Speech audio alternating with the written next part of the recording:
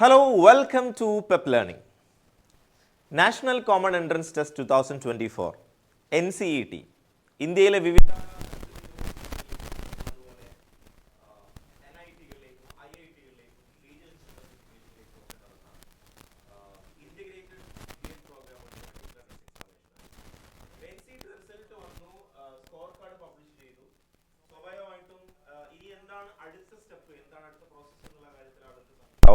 N C E ടിയിൽ കഴിഞ്ഞ വർഷമാണ് ആദ്യമായിട്ട് എൻ സി ടി നടപ്പിലാക്കുന്നത്. അതിനുശേഷം രണ്ടാമത്തെ വർഷമാണ് എൻ സി ടി നടക്കുന്നത്. സ്വാഭാവികമായിട്ടും എൻ സി ടി റിസൾട്ടുമായി ബന്ധപ്പെട്ട് കുറച്ച് കാര്യങ്ങൾ സൂചിപ്പിക്കാമെന്ന് കരുതുന്നു. ഇതിൽ സ്കോർ കാർഡ് പബ്ലിഷ് ചെയ്ത സമയത്ത് ഈ വർഷത്തെ കുറച്ച് ഡാറ്റയും വിശദാംശങ്ങളും ഒക്കെ അതിൽ കൊടുത്തിട്ടുണ്ടായിരുന്നു. ഏകദേശം എത്ര പേരാണ് എക്സാമിനേഷൻ എഴുതിയിട്ടുള്ളത് തുടങ്ങിയിട്ടുള്ള സംഗതികൾ. ഏകദേശം 21,564 സ്റ്റുഡൻസാണ് എഴുതിയിട്ടുള്ളത്. കാരണം ഇത് വളരെ സ്പെസിഫിക് ആയിട്ടുള്ള ഒരു കോഴ്സിലേക്കുള്ള എൻട്രൻസ് എക്സാമിനേഷനാണ്. സാധാരണഗതിയിൽ CUT UG എക്സാമിനേഷൻ എഴുതി കഴിഞ്ഞാൽ നിങ്ങൾക്ക് വ്യത്യസ്ത കോഴ്സുകളിലേക്ക് പോകാനുള്ള ഓപ്ഷൻസ് ഉണ്ടാവും. എന്നാൽ integrated BA BEd, integrated BSc BEd, integrated BCom BEd എന്നീ വളരെ സ്പെസിഫിക് ആയിട്ടുള്ള സബ്ജക്ട്സിലേക്ക് പോകാൻ താല്പര്യമുള്ള, അതും സെൻട്രൽ യൂണിവേഴ്സിറ്റിയിലേക്ക് പോകാൻ താല്പര്യമുള്ള ആളുകൾ മാത്രമാണല്ലോ എഴുതുന്നത്. വളരെ കുറഞ്ഞ ആളുകൾ മാത്രമാണ് ടീച്ചിങ് മേഖലയിലേക്ക് താല്പര്യം പ്രകടിപ്പിക്കുന്നുള്ളൂ. അതുകൊണ്ട് തന്നെയാണ് ഈ ഒരു സ്വഭാവത്തിലുള്ള രജിസ്ട്രേഷൻ വന്നത് നമുക്ക് കാണാൻ വേണ്ടി സാധിക്കുന്നതാണ്. സ്റ്റേറ്റ് വൈസും ഒക്കെ നമ്മൾ നോക്കുകയാണെന്നുണ്ടെങ്കിൽ മാക്സിമം കാൻഡിഡേറ്റ്സ് വന്നിട്ടുള്ളത് ഒഡീഷയിൽ നിന്നും ഡൽഹിയിൽ നിന്നും ബീഹാറിൽ നിന്നും ഒക്കെയാണ് എന്നുള്ളതാണ്. മിനിമം കാൻഡിഡേറ്റ്സ് എന്നാൽ ആകെ 4 പേര് മാത്രമാണ് ലക്ഷദ്വീപിൽ നിന്ന് എഴുതിയിട്ടുള്ളത്. നാഗാലാൻഡിൽ നിന്ന് 4 പേര് എന്നുള്ള ഡീറ്റെയിൽസ് കൊടുത്തിട്ടുണ്ട്. അതുപോലെ തന്നെ എന്തൊക്കെയാണ് ഇതുമായി ബന്ധപ്പെട്ടുള്ള മറ്റ് NCET-യുമായി ബന്ധപ്പെട്ട് NTA ചെയ്തിട്ടുള്ളത് തുടങ്ങിയിട്ടൊക്കെയുള്ള ഇത് പറഞ്ഞിട്ടുണ്ട്.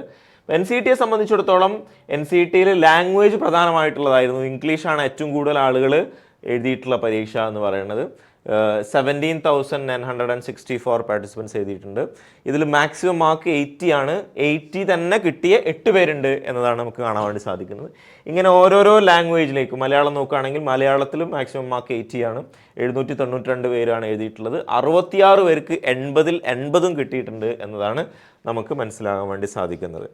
ഇങ്ങനെ ഓരോരോ സബ്ജക്റ്റിൻ്റെയും നിങ്ങൾ ഇപ്പം BSc BEd ആണ് നോക്കുന്നതെങ്കിൽ അതുമായി ബന്ധപ്പെട്ട ഡീറ്റെയിൽസ്, BCom BEd ആണ് നോക്കുന്നതെങ്കിൽ അതുമായി ബന്ധപ്പെട്ട ഡീറ്റെയിൽസ്, അത്തരം സംഗതികളൊക്കെ കൊടുത്തതായിട്ട് കാണാൻ വേണ്ടി സാധിക്കും എന്നതാണ്.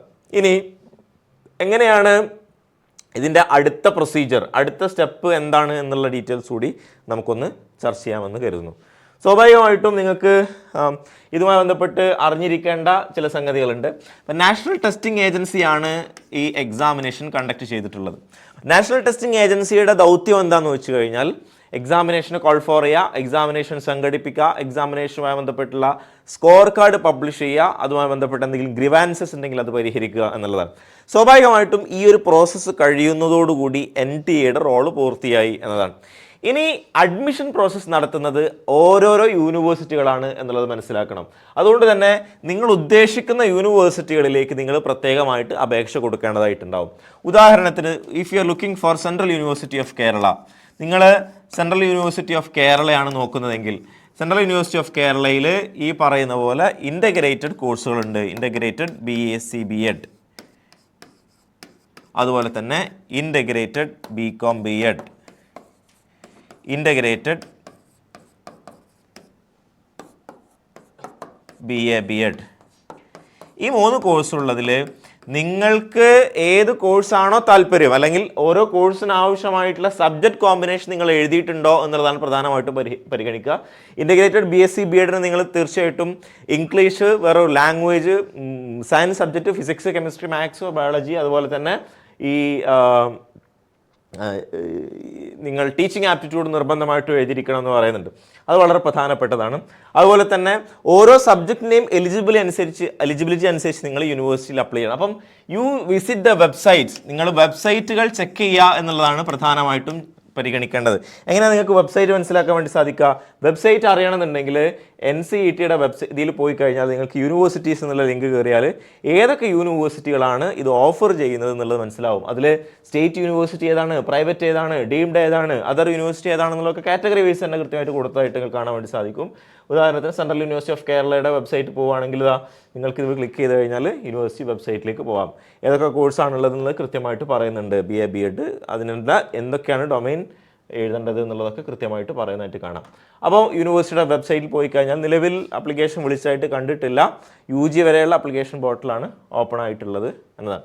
അപ്പോൾ ഇങ്ങനെ കൃത്യമായി നിങ്ങൾ വെബ്സൈറ്റ് റെഗുലർലി ചെക്ക് ചെയ്യുക എന്നുള്ളതാണ് പ്രധാനമായിട്ടും ശ്രദ്ധിക്കേണ്ടത്. അതിനുശേഷം പിന്നീട് അടുത്ത ഘട്ടത്തിൽ നിങ്ങൾക്ക് എന്ത് ചെയ്യാൻ പറ്റും, യൂണിവേഴ്സിറ്റികളിൽ നിന്നുള്ള റാങ്ക് ലിസ്റ്റ് തയ്യാറാക്കും. ആ റാങ്ക് ലിസ്റ്റിനനുസരിച്ച് നിങ്ങൾ അപേക്ഷ കൊടുക്കുകയാണ് വേണ്ടത്.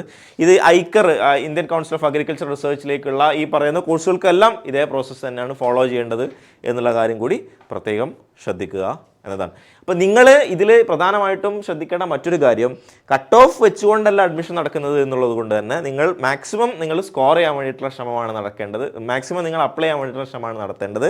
നിങ്ങളുടെ സ്കോർ അനുസരിച്ചുകൊണ്ട് സ്കോറുള്ള ആളുകളെ വെച്ചുകൊണ്ട് റാങ്ക് ലിസ്റ്റ് തയ്യാറാക്കുകയാണ് ചെയ്യുക. അതനുസരിച്ച് നിങ്ങൾക്ക് അഡ്മിഷൻ ലഭിക്കുകയാണ് ചെയ്യുക. So wish you all the best. Thank you.